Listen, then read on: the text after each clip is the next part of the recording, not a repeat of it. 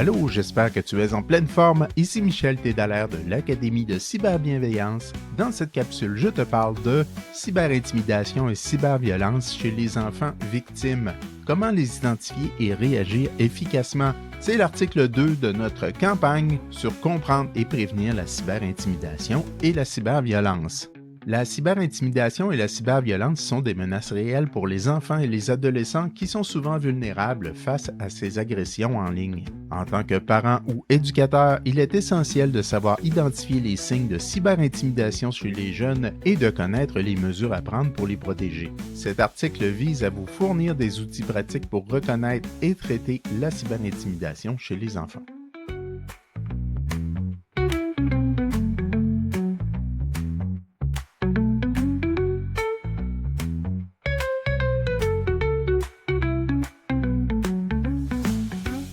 Définir la cyberintimidation et la cyberviolence chez les enfants.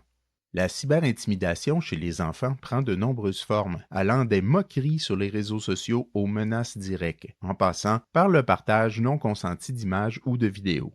Ces comportements peuvent avoir des conséquences graves sur la santé mentale et émotionnelle des jeunes, entraînant de l'anxiété, de la dépression et même des idées suicidaires dans les cas les plus extrêmes. Identifier les signes de cyberintimidation chez les enfants victimes.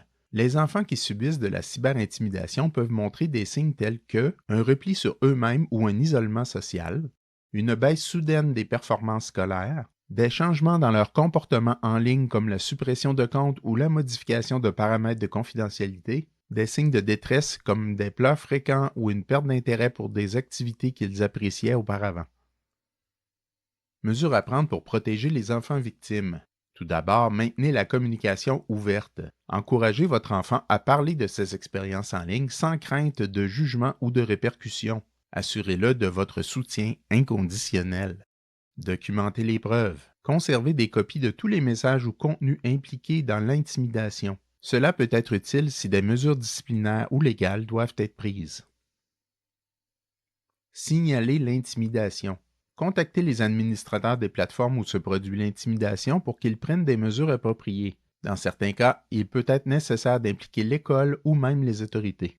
Renforcez la résilience. Aidez votre enfant à développer des stratégies pour faire face à l'intimidation, comme ignorer les messages ou bloquer les harceleurs. Encouragez-le à participer à des activités qui renforcent son estime de soi et son bien-être.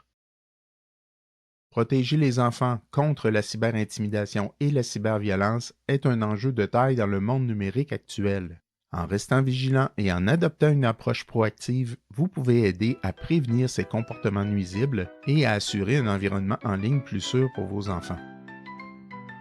À vous de jouer, suivez-nous et faites partie des chevaliers de la cyberbienveillance. Abonne-toi et obtiens notre e-book gratuit. Tu trouveras le lien dans la description de cette capsule. C'était Michel Tédallaire de l'Académie de cyberbienveillance. À bientôt!